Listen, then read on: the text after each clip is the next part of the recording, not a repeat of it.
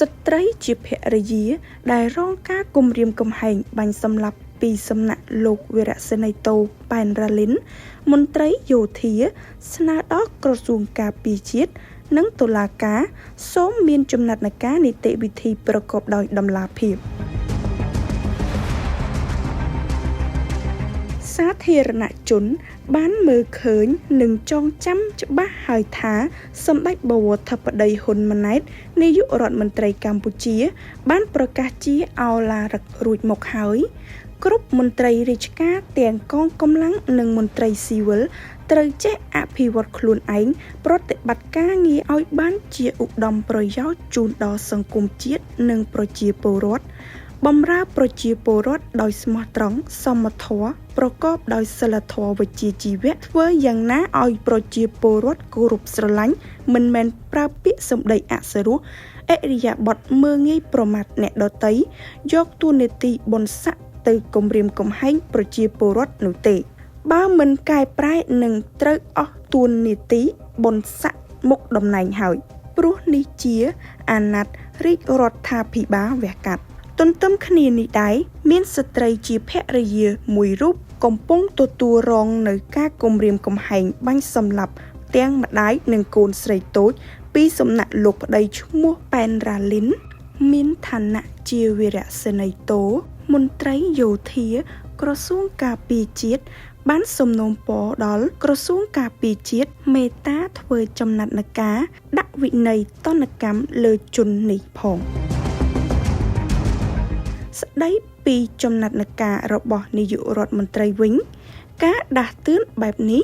ដោយសារកន្លងមកឃើញមានមន្ត្រីយោធាមន្ត្រីនគរបាលឬមន្ត្រីកងកម្លាំងប្រដាប់អាវុធផ្សេងក៏ដូចជាមន្ត្រីរាជការស៊ីវិលមួយចំនួនដែលតែងយកតួនាទីបុណ្យស័ក្តិមុខតំណែងរបស់ខ្លួនទៅដាក់សម្ពាធលើប្រជាពលរដ្ឋស្លូតត្រង់គំរាមជំរិត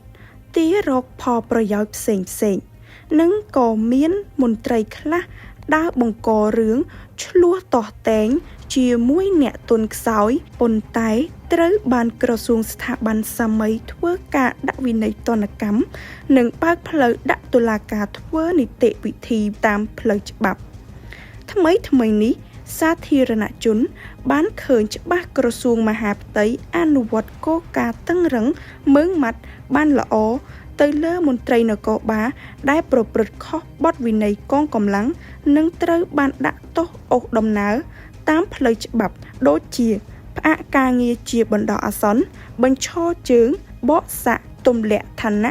តួនាទីមុខងារនិងបើកផ្លូវដល់តុលាការធ្វើនីតិវិធីតាមផ្លូវច្បាប់ទៀតផងដោយឡែកងាកមកមើលក្រសួងការពារជាតិវិញ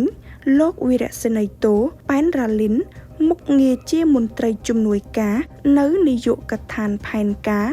នៃអគ្គនាយកដ្ឋានសម្ភារៈក្រសួងការពារជាតិត្រូវបានភរិយាចោទថាប្រើប្រាស់អាវុធគ្មានការអនុញ្ញាតគំរាមសម្លាប់ភរិយានិងកូនស្រីតូចរួចហើយរត់ទៅអាមេរិកព្រោះខ្លួនមានសញ្ជាតិអាមេរិកស្រាប់មិនទាន់ឃើញ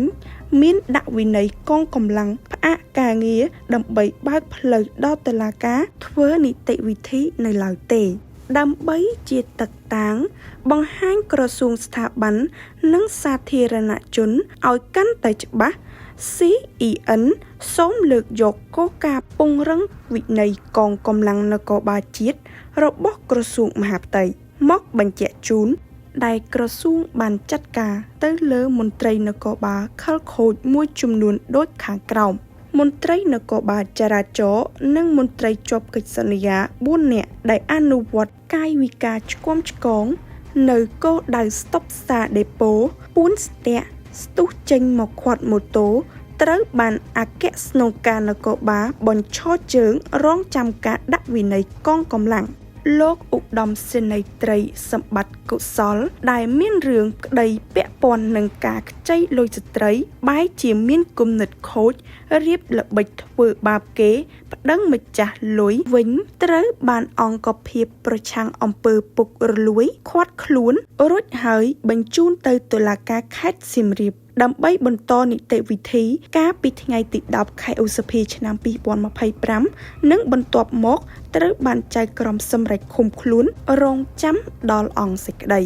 លោកវីរៈសេនីយ៍តូសានសាធុការអនុប្រធាននាយកដ្ឋាននគរបាលប្រឆាំងបទល្មើសសេដ្ឋកិច្ចប្រព្រឹត្តអំពើពុករលួយគៀបសង្កត់យកលុយពីអ្នករកស៊ីអាជីវករត្រូវបានអគ្គស្នងការនគរបាលជាតិដកហូតមុខតំណែងទម្លាក់មកជាមន្ត្រីធម្មតាលោកផ្កាយ2សុកប៊ុនធឿងត្រូវបានតុលាការរាជធានីភ្នំពេញសម្រេចផ្តន្ទាទោសដាក់ពន្ធនាគារ1ឆ្នាំពីបទមិនបំពេញកាតព្វកិច្ចចំពោះឧបករណ៍អាចជួញដូរបានមន្ត្រីនគរបាល2នាក់1លោកវីរៈសេនីយ៍តូផាងប៉ែនអត្តលេខ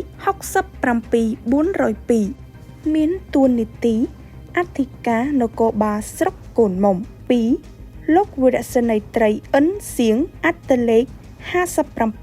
57009អធិការរងនគរបាលស្រុកកូនមុំត្រូវបានក្រសួងមហាផ្ទៃ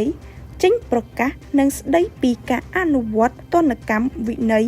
ផ្អាកការងារបណ្ដោះអាសន្នដើម្បីបើកផ្លូវឲ្យតុលាការធ្វើនីតិវិធីនៅមានមន្ត្រីមួយចំនួនទៀតដែល CEN លើកយកមកបង្ហាញមិនអស់សូមអធិស្ឋានអញ្ចឹងទេចំពោះលោកវីរៈសេនីយ៍តូប៉ែនរ៉ាលីនមន្ត្រីយោធាក្រោមអាវ៉ាត់ក្រសួងការពារជាតិត្រូវបានភរិយាចោទថាប្រើប្រាស់អាវុធគ្មានការអនុញ្ញាតគំរាមសម្លាប់ភរិយានិងកូនស្រីតូច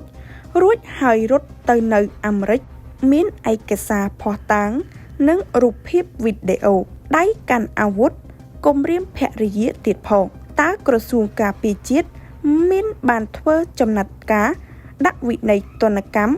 ទៅលើមន្ត្រីយោធារូបនេះហើយឬនៅព្រោះថាបើក្រសួងការពារជាតិដាក់វិន័យទណ្ឌកម្មផ្អាកការងារជាបណ្ដោះអាសន្នទៅលើវីរៈសេនីយ៍តូប៉ែនរ៉ាលីនគឺងាយស្រួលខាងតុលាការធ្វើនីតិវិធីផ្លូវច្បាប់ដោយមិនមានហានិភ័យមិនព្រួយបារម្ភពីការគំរាមកំហែងម្យ៉ាងទៀតនៅម៉ោងនេះពេលនេះដែរគឺភរិយាដែលកំពុងស្ថិតក្នុងការលែងលះជាមួយលោកវីរៈសេនីយ៍តូប៉ែនរ៉ាលីនដែលរងនៅការគំរាមកំហែងបាញ់សម្លាប់ជាមួយនឹងកូនស្រីតូចពីសំណាក់លោកប៉ែនរ៉ាលីនតរនោះកំពុងមានការផិតភ័យព្រួយបារម្ភពីសន្តិសុខសុវត្ថិភាពរបស់ខ្លួនពន់ពេកប្រមាណដោយសារការគំរាមបាញ់សម្លាប់ភរិយានិងកូនស្រីតូចរួចហើយរត់ទៅរស់នៅអាមេរិកនោះភរិយារូបនេះបានដាក់ពាក្យបណ្ដឹងលោកវីរៈសេនីយ៍តូប៉ែនរ៉ាលីនទៅសាលាដំបងរាជធានីភ្នំពេញហើយកំពុងត្រូវបានតុលាការដំណើរការនីតិវិធីសំណុំរឿងព្រំប្រទានលេខ1292ចុះថ្ងៃទី5ខែមិនិនាឆ្នាំ2025ហើយភរិយាដែលកំពុងរងការផិតភ័យនេះសំណូមពរដល់ថ្នាក់ដឹកនាំក្រសួងការពារជាតិមេត្តាពិនិត្យវិន័យទណ្ឌកម្មលើលោកវីរៈសេនីយ៍តូប៉ែនរ៉ាលីនផងដូចជាផ្អាកតួនាទីការងារជាបណ្ដោះអាសន្នដើម្បីបើកផ្លូវដល់ដំណើរការនីតិវិធីរឿងក្តីជាផុតបានមិនបានការគំរាមកំហែងពីជននេះនិងថែមទាំងបានសំណូមពរយ៉ាងទទូចដល់លោកគឹមហុងសានព្រះរាជអាជ្ញារងនៃសាលាដំបងរាជធានីភ្នំពេញលោកចៅក្រមស៊ើបសួរនិងចៅក្រមជំនុំជម្រះដែលកាន់សំណុំរឿងនេះគឺសំណុំរឿងព្រំប្រទានលេខ1292ចុះនៅថ្ងៃទី5ខែមិនិនាឆ្នាំ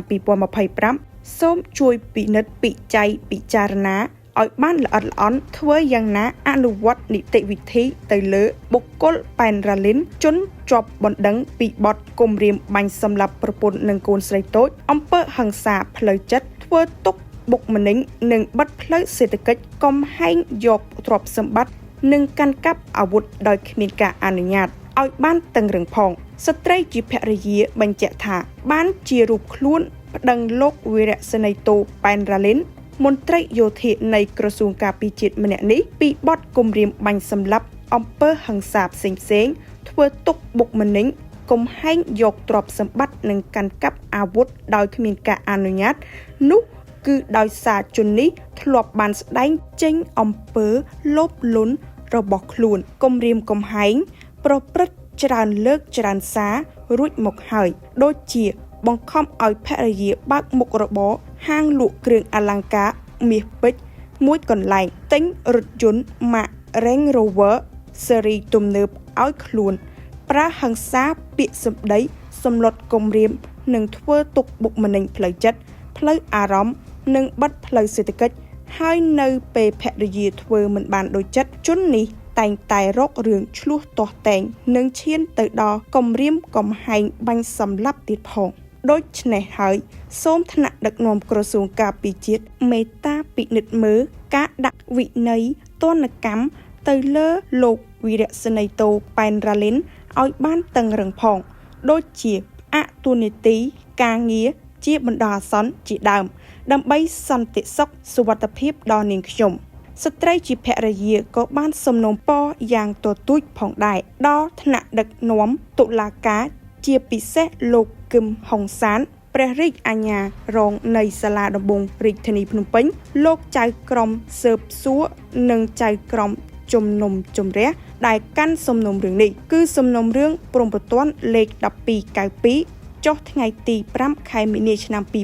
2025សូមមេត្តាធ្វើនីតិវិធីប្រកបដោយសុភវិនិច្ឆ័យផ្អែកលើភស្តុតាងលោកវីរៈសេនីយ៍តូប៉ែនរ៉ាលីនដៃកាន់កំភ្លើងគំរាមបាញ់សម្លាប់នាងខ្ញុំឲ្យបានមើងម៉ាត់ផង